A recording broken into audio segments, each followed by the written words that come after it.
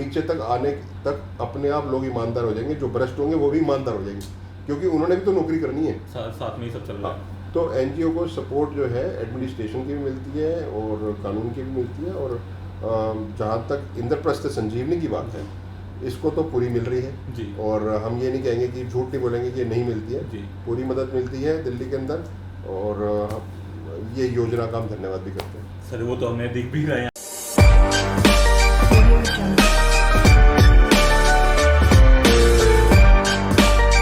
तो मेरा अगला क्वेश्चन आपसे ये रहेगा कि जैसे कि आपने गंगा के लिए गंगा सफाई अभियान में बहुत मदद करी, आपको भारत में गंगा पुत्र का टाइटल दिया गया है, तो मैं उसकी कहानी और अपनी ऑडियंस को भी सुनाना चाहूँगा और मैं भी जानना चाहूँगा। इंद्रप्रस्थ संजीवनी के माध्यम से हम हेल्थ कैंप्स लगा रहे थे जी।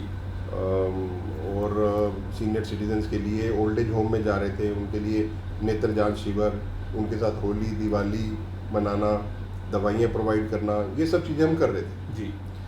अब जैसे जैसे लोग बढ़ रहे थे हमारे साथ, अपनी इच्छा जाहिर कर रहे थे कि भी हम भी आपके साथ जुड़ना चाहते हैं, तो जब महिलाएं आती थी तो वो महिलाएं बोलती थी कि भाई हम कुछ डिफरेंट करना चाहते हैं। हाँ जी। तो फिर हम निर्मल छाया गए, हाँ जी। तिहाड़ जेल में, जेल नंबर 6 है, वहाँ पे महिलाओं की जेल है, वहाँ पे उनको ले गए, तो वो कुछ सिखाना चाहती थी, कोई ब्यूटी पार्लर कोर्स सिखा रही थी, कोई अपना शिक्षा दे रही थी, उनको साक्षर कर रही थी जेल में रहे कैदियों को। ऐसे जब यूथ जुड़ रहा था तो यूथ कह रहा था कि मेरे मतलब की चीज़ आप करो, तो फिर हम यूथ के पूछते थे भाई आप बताओ क्या आप चाहते हैं, तो वो बताते थे कि भाई हम स्वच्छ भारत मिशन पे काम करेंगे, कि भाई स्वच्छता के ऊपर हम एक नुक्कड़ नाटक प्रेजेंट करेंगे। जेल के अंदर कैदी थे वो नहीं बाहर जो हमारे साथ जुड़ने के लिए वॉलंटियर्स जो आते जी। तो अब यूथ कहता है जी मैं बुजुर्गों के लिए तो करना चाहता हूँ, ठीक है, बट मेरे को जो एक्स्ट्रा करना है, तो स्वच्छ भारत मिशन का उनको बड़ा अच्छा लगा, तो उन्होंने स्वच्छ भारत मिशन के ऊपर भी काम करा। ऐसे ही कई लोग जुड़े जो गंगा के ऊपर भी काम करना चाहते थे, और मेरे को 2014 जून में जब नमामि गंगे योजना प्रारंभ हुई, मैं तभी से ही बड़ा प्रभावित था मोदी जी से, कि भी मोदी जी ने जो कदम उठाया है, अटल बिहारी वाजपेयी जी ने कहा था सभी नदियों को जोड़ दो। हाँ जी। पर स्वच्छता की जो बात करी, नदियों की स्वच्छता की जो बात करी, वो मेरे को दिल को छू गई मोदी जी का ये प्रोजेक्ट जो था। फिर इसके ऊपर मैं लग के काम करने लगा, और मैंने ये सोचा कि नमामि गंगे को मैं नीचे तक लेके कैसे जाऊँ। तो मैंने फिर एक प्लान करा कि मैं इसकी गंगा जल की बोटल्स बनाऊंगा। ठीक है। और गंगा जल की बोटल्स मैं हरिद्वार से गंगा जल लाऊंगा, बोटल्स खुद फिल करूंगा और लोगों को फ्री ऑफ कॉस्ट दूंगा। अब ये मैंने क्यों सोचा कि हम अपने परिवार से बड़ी चिंता करते हैं, क्योंकि हम उनसे प्रेम करते हैं। बिल्कुल। हम मंदिर में, गुरुद्वारे में, चर्च में, मस्जिद में इसलिए जाते हैं क्योंकि हमारा एक विश्वास है उस प्रभु के प्रति। जब तक आपका प्रेम और विश्वास किसी के प्रति नहीं होगा तो आपका लगाव नहीं होगा, काम नहीं कर पाएंगे, जुड़ नहीं पाएंगे आप उस व्यक्ति के साथ, उस चीज़ के साथ। तो मैंने कहा ये गंगा जो है, जो घर घर तक मैं पहुंचा दूंगा जी। तो मैं ये कहूँगा कि भी ये गंगा है जी, ये एक होली वाटर है, एक चमत्कारी जल है। आप इसको चाहे बिस्लरी वाटर के साथ अपने रख के देखिए, 6 महीने अपना बिस्लरी रखिए मिनरल वाटर, और 6 महीने इसको रखिए, उसमें रेशे आ जाएंगे सफ़ेद रंग के, पर इसमें रेशे नहीं आएंगे। तो ये मैजिकल वाटर है, इसको आप एक चम्मच पी के घर से निकलेंगे तो आपका दिन कितना शुभ होगा। तो मैंने ये चीज़ को ऐसे, नमामि गंगे को मैं ऐसे स्टार्ट करा, नीचे तक ले जाने के लिए लोगों की भावना इसके साथ जोड़ी, लोगों का विश्वास इसके साथ जोड़ा, लोगों का प्रेम इसके साथ जोड़ा। फिर धीरे धीरे एक स्टेप आगे बढ़ते गए, फिर हमने इसमें मैराथन करी, कॉलेज के बच्चों को साथ में लिया कि अब मैराथन करिए, 500 बच्चे, 1000 बच्चे भागे, run for India, run for Ganga करके। फिर हमने लोगों उनको भी गंगा जल दिया। फिर हमने एक फ्लैक्स का बोर्ड बनवाया जिस पर शपथ लिखवाई थी, लोगों ने उस पर साइन भी करे कि हम गंगा को स्वच्छ रखेंगे, देश की सभी नदियों को स्वच्छ रखेंगे। तो ऐसे कदम बढ़ते गए और इसका आगे जाके ये हुआ कि महाशिवरात्रि जब आई जी, तो जैसे मैंने आपको पहले भी बोला कि सृष्टि करवाती है आपसे। बिल्कुल सही बात। आप सोचते हैं हम कर रहे हैं, हम नहीं करने वाले, हम तो एक मात्र जरिया है। सारी कायनात जुड़ जाती है, सारी कायनात जुड़ जाती है, और कुछ ऐसी पावर्स होती हैं जो आपसे करवाती हैं चीज़ें। बिल्कुल। तो फिर हमें लगा पता नहीं ये चीज़ें चलती जा रही हैं, आगे चलती जा रही हैं। आप ये देखिए कि महाशिवरात्रि से हमने शुरुआत करी कि 1 लाख गंगा जल की बोतल महाशिवरात्रि वाले दिन बांटेंगे। तो जब ये सोच रखी तो NGO के सब लोग हो गए कि अरे 1 लाख कैसे बांट सकते हैं। तो मैंने कहा मैं जिद्दी हूँ, तो मैंने फिर ये सोचा मैंने करूँगा तो करूँगा। जी। तो मैंने कुछ संतों को आमंत्रण करा, कुछ बीजेपी के नेताओं को आमंत्रित किया, वहाँ पे उनको सम्मान दिया और बताया कि आज 1 लाख गंगा जल की बोतल हम बांटने के लिए जा रहे हैं। तो वहाँ कई महामंडलेश्वर आए, तो उन्होंने उपाधि दी कि आप गंगा पुत्र हो, कि इस धरती पे महाराज भगीरथ ने गंगा को यहाँ पे लाए, जी। तो ये भगीरथी प्रयास संजीव अरोड़ा कर रहे हैं, जो घर घर तक गंगा जल पहुँचा रहे हैं। तो उन्होंने मुझे गंगा पुत्र की उपाधि दी। उससे मेरे को लगा कि एक ये उपाधि तो है ही है, जी। ये पद्मश्री नहीं है, हाँ। ये पद्म विभूषण नहीं है, गंगा पुत्र एक ही है। जी। वो तो डॉक्टर ये संजीव अरोड़ा नहीं ने नहीं कहता मैं हूँ, जो हरिद्वार में रहते हैं, जो जी। वहाँ पैदा हुए, वो भी गंगा पुत्र है, बिल्कुल सही बात है ना। बनारस में मैं गया, बनारस में भी सब गंगा पुत्र जी। है, बट जो है कि टैग मिलना हाँ। कि गंगा पुत्र हैं आप दिल्ली में, तो ये मेरे को लगा एक मेरे लिए बड़ी जिम्मेदारी भी है और ये मेरे लिए एक बड़ा सम्मान का भी है, जी। एक बात है। तो फिर मैंने ये गंगा पुत्र के होते हुए गंगोत्री से बंगाल तक का पूरा सफ़र भी करा।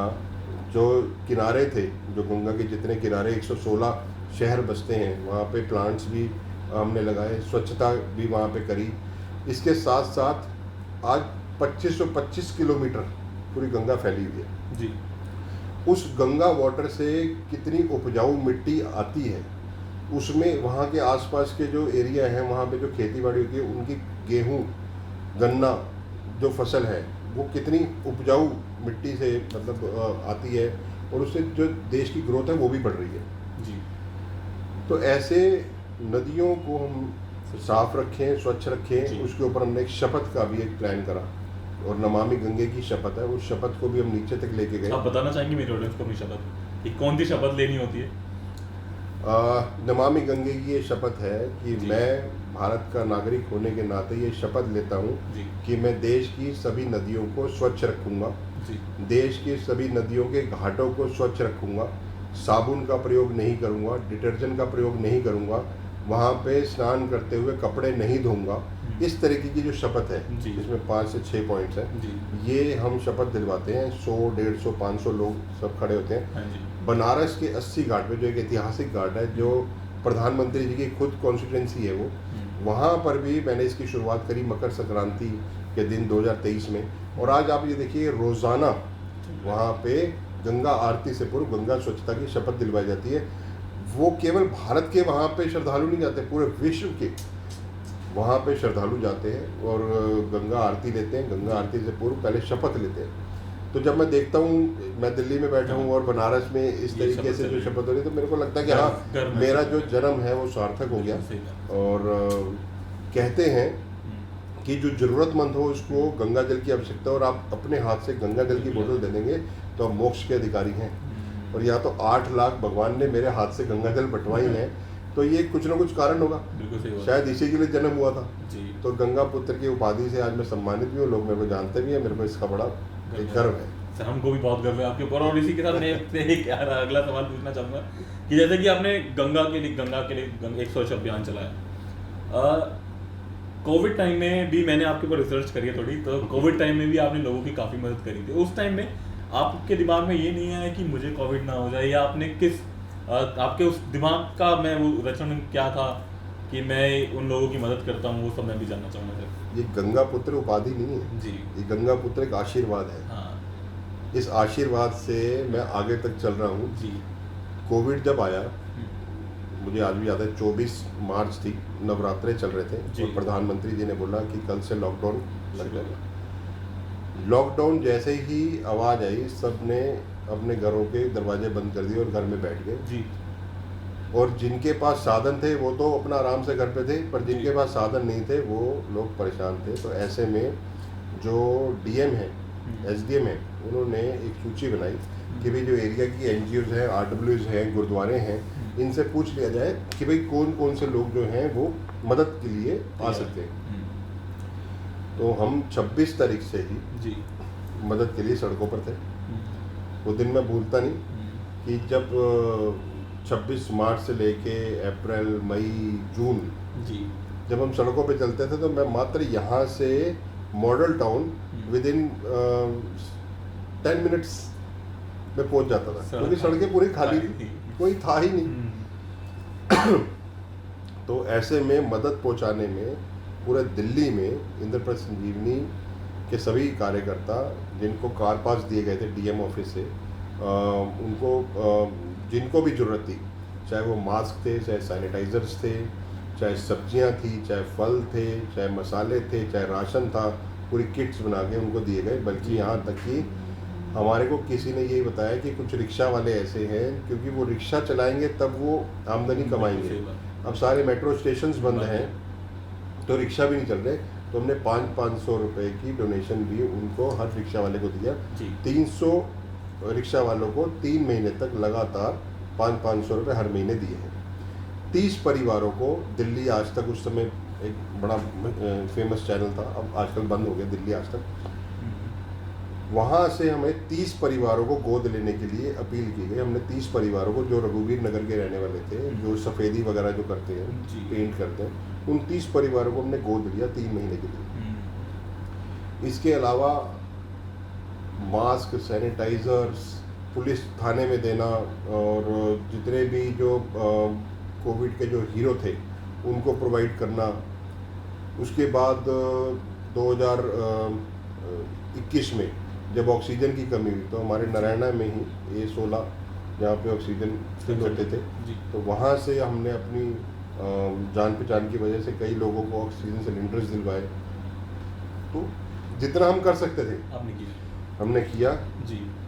2020 सितंबर में मुझे कोरोना हो गया, मेरे मदर फादर को हो गया। फिर हम 14 दिन आकाश हॉस्पिटल द्वारका में लगाए हमने, ठीक होके आए, पर उसके बाद भी हम रुके नहीं, फिर आगे बढ़ रहे हैं, चल रहा है काम भगवान की। बहुत बढ़िया सर। एक चीज़ और मैं आपसे पूछूंगा इसी के साथ, एनजीओ जैसे कि बहुत मेहनत करते हैं, जैसे कि मैं अगर अपनी बात करता हूँ या कोई प्राइवेट सेक्टर पर्सन की बात करता हूँ, वो आदमी एक चीज़, एक आउटपुट के ऊपर चलता है, वो होता है उसका मॉनेटरी बेनिफिट्स, वो पैसा जो कमाता है।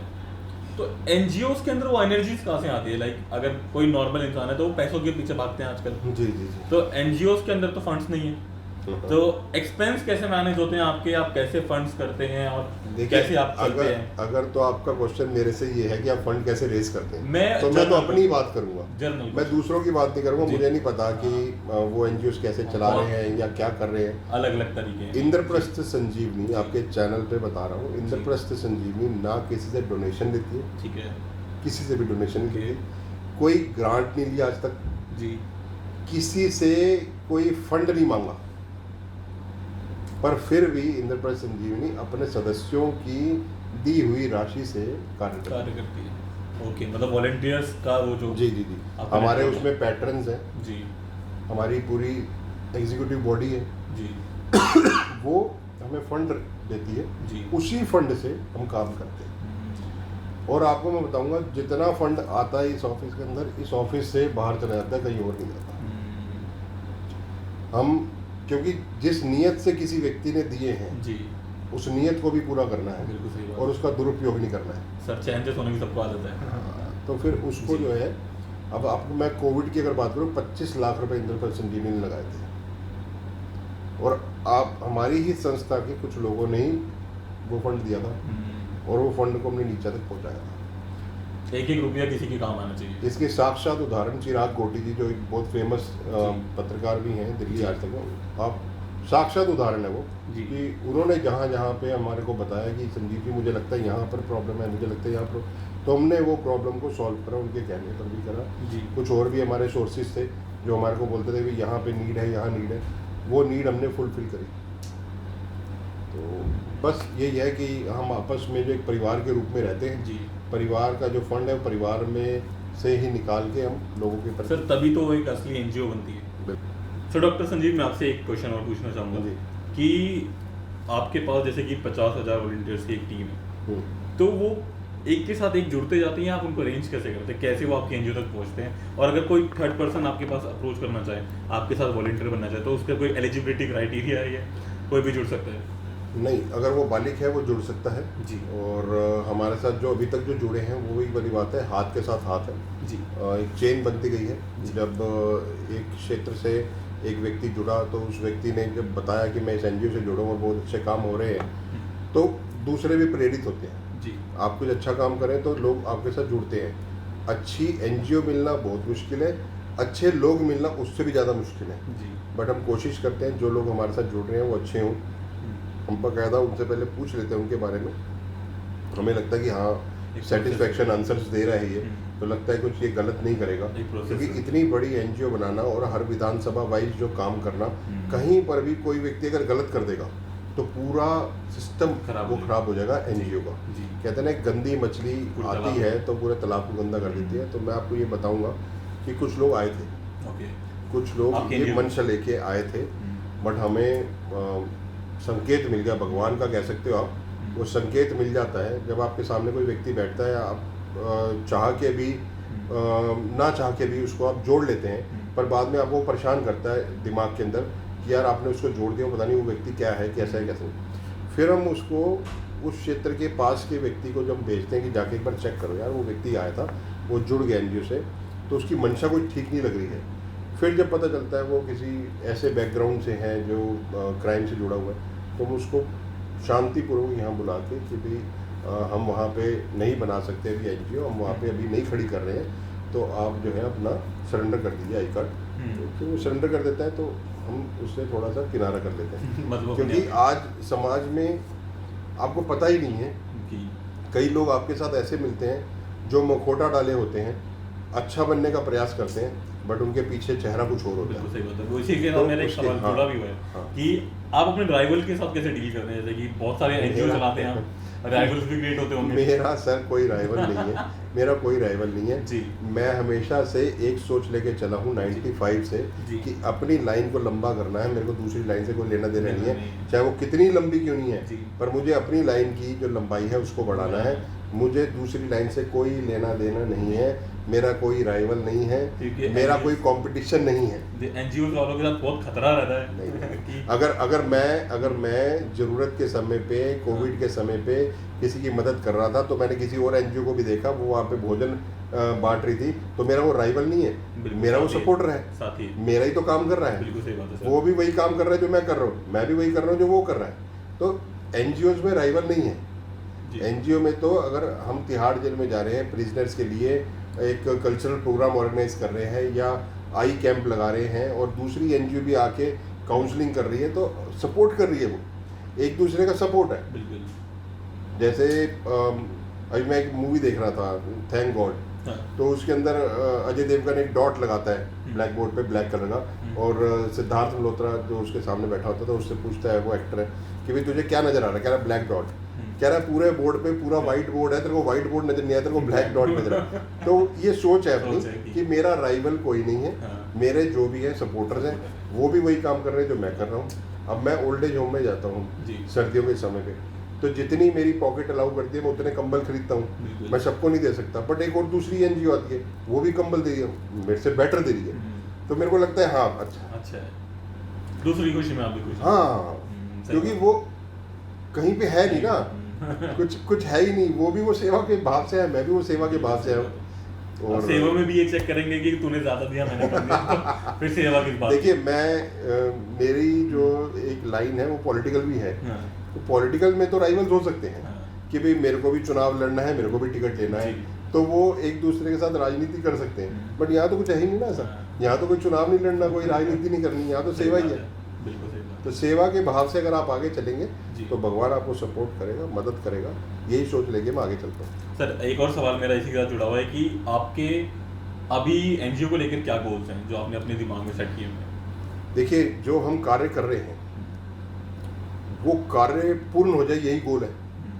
अगर हम ये सोच रहे हैं कि हम नमामि गंगे के ऊपर एक काम कर रहे हैं जी। और गंगा पुत्र की उपाधि भी वहीं से मिली है जी। और वहीं से एक अच्छे कार्य करने की, धर्म के कार्य करने की, समाज के काम करने की एक प्रेरणा मिल रही है, जी। तो हम ये चाहेंगे कि देश की सभी नदियां जो हैं वो स्वच्छ रहें, साफ़ सुथरी हो जाए। उनका जो स्तर है 2004-05 में जो जल स्तर गंगा का था वो 15 मीटर था, जो आज 11 मीटर रह गया, तो धीरे धीरे जल लुप्त हो रहा है। ऐसा ना हो कि हमारी आने वाली जो कई पीढ़ी है वो गंगा को सिर्फ मतलब सुन सके, कहानियों में देख ना पाए। गंगा थी। हाँ, तो स्पर्श गंगा ये होना बहुत जरूरी है। जी। जैसे मेरे को आज भी याद आता है कि जब मैं वैष्णो देवी बचपन में गया मदर फादर के साथ, तो वहाँ बाण गंगा थी, हमने वहाँ स्नान भी करा, पर आज वहाँ बाण गंगा नहीं है, एक नलका लगा हुआ है।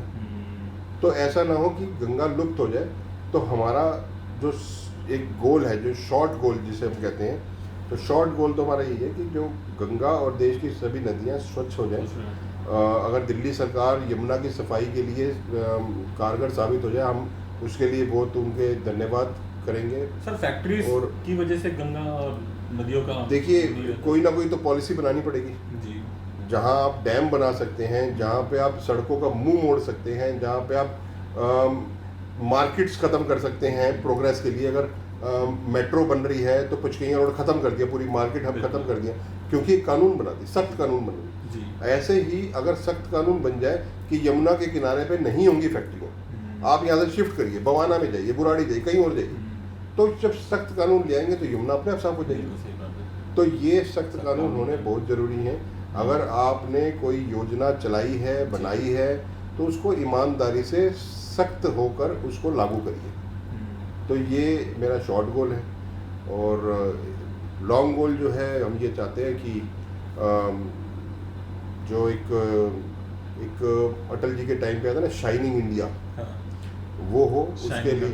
उसके लिए जो है हम समाज सेवा में अपना, जैसे शाइनिंग इंद्रप्रस्थ संजीवनी हो रही है जी, आज आप भी यहाँ पर आए हैं और लोग आज जानते हैं, हमारी पहचान बनी है इंद्रप्रस्थ संजीवनी से। तो ऐसे ही भारत की भी जो है एक ऐसा शाइनिंग इंडिया हो जाए कि आज पूरा वर्ल्ड जिस तरीके से हमारा वेलकम कर रहा है जी।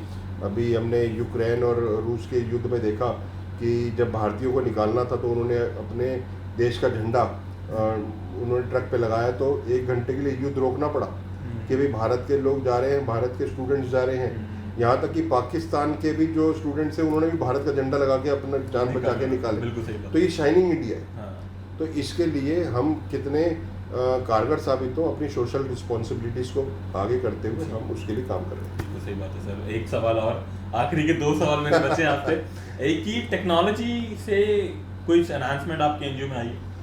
देखिए, टेक्नोलॉजी से हम फेमस हुए। जैसे आप फेसबुक है जी, ट्विटर है, इंस्टाग्राम है, व्हाट्सएप ग्रुप्स है। आज 200 व्हाट्सएप ग्रुप्स मेरे मोबाइल पर हैं जी। तो मोबाइल जो है आज एक ऐसा टेक्नोलॉजी का सोर्स है ये कि आज आपके पास जेब में पैसे हैं या नहीं है, पर मोबाइल है। अगर कुछ करना तो पेटीएम कर देना है। इसमें आपका लाइसेंस आपने कैरी करा नहीं करा, पर इसमें फ़ोटो है, तो आपका ड्राइविंग भी आप इजीली कर सकते हैं। तो ऐसे ही जो आप काम कर रहे हैं वो न्यूज़पेपर में प्रिंट हो रहा है नहीं हो रहा, टीवी में आ रहा है कि नहीं आ रहा, पर आपने अपने माध्यम से, सोशल मीडिया के माध्यम से, अपने फ़ोन के माध्यम से उसको जन जन तक पहुँचाया। तो जो आज की टेक्नोलॉजी, हम तो इसके साथ काम कर रहे हैं। और एक चीज़ और मैं आपसे पूछूंगा कि आपकी लाइफ का एक ऐसा मोमेंट जो आप कभी नहीं भूल सकते? ऐसे तो बहुत सारे मोमेंट्स हैं, मतलब वो ऐसा जो आप, मतलब सबसे पहले आपके दिमाग में आता है और आप सबको बताना चाहते हो, लेकिन वो आप, और ऐसा कोई मोमेंट जो आप किसी को नहीं बताना पाते, वो तो आप बिल्कुल नहीं बताओगे यहाँ पे, लेकिन कोई एक ऐसा मोमेंट जो आप कभी नहीं भूल सकते अपनी ज़िंदगी में, once in a life? Once in a life? हाँ। देखिए, मैं सेल्फ मेड मैन हूँ। हाँ। मैंने अपनी फैमिली से कभी भी सपोर्ट नहीं लिया जी। ऐसा नहीं कि मेरी फैमिली सपोर्ट नहीं कर सकती मेरे को, मेरी फैमिली मेरे को सपोर्ट करती है, बट मैं ये चीज़ बताते हुए गर्व भी महसूस करता हूँ और खुशी भी कि जहाँ से मैंने शुरुआत करी, लोग 0 से शुरुआत करते हैं, मैंने डबल 0 से शुरुआत करी, माइनस से। कि भाई अगर मैंने सोच लिया कि मुझे अपने फादर से पैसे नहीं लेने हैं तो नहीं लेने हैं, और वो एज जो थी वो मेरी मैं 10th पास करी थी, तो क्या एज होगी आप अंदाज़ा लगा लीजिए, 14-15 साल की। तो ये मैं कभी जीवन में नहीं भूलता कि जब मैंने शुरुआत करी है 0 से, -0 से, तो आज मैं जहाँ पर भी हूँ पर वो 0 को नहीं भूल सकता। तो मैंने घर घर जाके रॉबिन लिक्विड आता था, मेरे को पता नहीं है, नहीं पता, मैं बताता, जो कपड़े को चमकाने के लिए एक रॉबिन लिक्विड एक आता था, नील बोलते हैं उसको। अच्छा। कपड़े धोने के बाद आप 2 ड्रॉप्स डाल देंगे पानी में तो थोड़े अच्छे हो जाएंगे वो कपड़े, वाइट वाले। तो वो भी मैंने घर घर बेचे हुए हैं, क्रंची वेफर्स बेचे हुए हैं, और एक जिसमें प्रमोट वेल कंसल्टेंट, एक जिस कंपनी में मैं साथ में जुड़ा हुआ था, तो एक शेयर आए थे जी। बिरला के उस टाइम पे, तो एक फॉर्म था 12 पेज का कि उस फॉर्म को आपने फिल करवाना है, और ये स्टूडेंट्स के लिए था काम कि आपने अगर ये फॉर्म फिल कराना है तो उसके 60 रुपये आपको मिलेंगे। तो मैंने वो लालच कह सकते हो आप, पर पैसे का नहीं, कि भाई मेरी पॉकेट में पैसे रहे, बिल्कुल सही बात है। मैं अपने पैरों पे जल्दी खड़ा हो जाऊँ, जी। तो मैंने वो 3 फॉर्म लिए। अब वो जो 3 फॉर्म जो मेरे को मिले वो ऐसे मिले, एक मिला बुराड़ी इंडस्ट्रियल एरिया का, एक पंजाबी बाग का, हाँ। और एक ओखला का। सारी अलग अलग जगह हैं। सारी अलग अलग जगह। हाँ। और मैंने इसकी शुरुआत करी सुबह 11 बजे से, जी। और बस पे जाता था, हाँ। पास होता था, जो डीटीसी का पास होता था। तो डीटीसी की मैं सबसे पहले बुराड़ी करा, फिर ओखला करा, ओखला से फिर मैं पंजाबी बाग आया। तो रात को 10 साढ़े 10 बज गए थे, मोबाइल नहीं थे, कुछ नहीं था। तो 10 साढ़े 10 बजे जब मैं पंजाबी बाग से वो फॉर्म फिल करा दिया, तीनों फॉर्म फिल हो गए थे मेरे, और जब मैंने घर जाना था तो उस टाइम ब्लू लाइन बसेस चलती थी। जी बिल्कुल। तो जब मैं चढ़ा, मैंने उसको बताया ये मेरे पास डीटीसी का पास है। एक्सीडेंटल बसे कहते हैं उन्हें। हाँ, एक्सीडेंट। तो उन्होंने कहा कि ये पासेज जो है डीटीसी बस में चलते हैं, हमारे नहीं चलते। मैं कहा इसमें भी चलेगा, ये भी तो डीटीसी की एंट्री है। कहता नहीं, ये ब्लू लाइन है, नीचे उतरो। अब आप मानेंगे नहीं, मेरी जेब में 1 रुपया भी नहीं, और मुझे घर जाना है। वजीरपुर बस डिपो जो पंजाबी बाग से थोड़ा सा आगे, वहाँ पे मैं खड़ा हूँ। तो मुझे समझ नहीं आ रहा मैं घर कैसे जाऊँ। तो ना 3 व्हीलर ना कोई, और इक्की दुक्की एक आधी बस आ रही थी, वो भी पूरे ड्रंक करे हुए। उस टाइम ड्राइवर थे, कंडक्टर थे, डर भी लगता था, लड़ नहीं सकते थे, बच्चा था। तो वहाँ पे एक सज्जन खड़े थे, मैंने उनको बोला 5 रुपये दे दीजिए, मुझे घर जाना है, तो मैं आपको ये 5 रुपये कल लौटा दूंगा। तो उन्होंने कहा कोई बात नहीं, मत लौटाना, आप ज़रूरतमंद लग रहे हो, आप अच्छे फैमिली से लग रहे हो। तो उसने मुझे 5 रुपये दिए। फिर भी मैंने उससे पूछा आप अपना मेरे को एड्रेस बताइए। तो उसने कालका जी का अपना एड्रेस बताया, नेहरू प्लेस के सामने। आज तक याद है ये बात? बिल्कुल याद है। मैं आपको बताता हूँ क्यों याद है। जब मैं घर पहुँच गया तो मैं रात भर सो नहीं पाया, रोता रहा। और कहीं ना कहीं आप ऐसे समय पे भगवान को दोषी बना देते हैं। तो मैंने बहुत मेहनत करी, बहुत मेहनत करी मैंने यहाँ तक पहुँचने के लिए। पर भगवान को दोषी नहीं मानना चाहिए कभी भी। जी। भगवान आपको रास्ते दिखा रहा है। फिर अगले दिन में वो 5 रुपये देने के काल कर, वो घर पे नहीं थे, उनकी वाइफ को दिए। उनको बोला इन्होंने मेरी रात को मदद करी थी, ये उनको दे दीजिए। ये मैं जीवन में कभी नहीं भूलता, चाहे मैं कहीं भी पहुँचूँ। ये इंसिडेंट्स मैं जीवन में नहीं भूलता, क्योंकि ये मेरा नींव थी, आधार था, जो आज मैं यहाँ तक पहुँचा हूँ। डॉक्टर संजीव, मैं आपसे आज का आखिरी सवाल पूछना चाहूँगा कि यूथ को आप अपनी तरफ से क्या एक मार्गदर्शन देना चाहेंगे कि इस तरीके पे आप चलें? देखिए, पढ़े, हाँ। आगे बढ़े, जी। सोशल रिस्पॉन्सिबिलिटी को समझें। जी। अगर आपको वेस्टर्न की तरफ झुकाव ज़्यादा है तो वेस्टर्न्स में ये भी मैं आपको बता दूं कि वहाँ पे 18 वर्ष की आयु के बाद माँ बाप घर से निकाल देते हैं कि जाइए, जाके जॉब करिए, पैरों पे खड़े होइए। तो यहाँ डिपेंडेंट मत होइए। अगर आपका वेस्टर्न की तरफ झुकाव है तो वैसे बच्चे भी बनिए। और वहाँ वेस्टर्न्स में मैं आपको ये भी बता दूं कि वहाँ पे जो हम इंडिया में जो हम स्कूल में जाते हैं, पीरियड्स होते हैं हमारे, इंग्लिश का पीरियड, हिंदी का पीरियड, मैथमेटिक्स का, पॉलिटिकल साइंस, वहाँ पे एक सोशल वर्क का भी एक पीरियड होता है। वो सोशल वर्क सिखाते हैं वहाँ बचपन से ही सिखाना शुरू कर देते हैं। और एक स्टेज ऐसी होती है 6 स्टैंडर्ड के बाद, 7 स्टैंडर्ड के बाद कि एनजीओ ज्वाइन करिए और वहाँ पे इतने घंटे जाके समय दीजिए। आज मेरे पास कई आते हैं कि हमारे को हम बीटेक कर रहे हैं, हमारे को एक 60 घंटे का एक सर्टिफिकेट चाहिए, तो कृपया आप हमारे को दे सकते हैं। तो हम बोलते हैं 60 घंटे लगाइए, आपको सर्टिफिकेट हम देंगे। तो ये जो है ना, मेहनत करना और सर्टिफिकेट फ्री में लेना, ऐसा नहीं, मेहनत करके 60 घंटे लगाइए और सर्टिफिकेट लीजिए। और अपनी सोशल रिस्पॉन्सिबिलिटी को समझते हुए देश को आगे बढ़ाने में आप लोग ही हैं जो देश को आगे बढ़ा सकते हैं।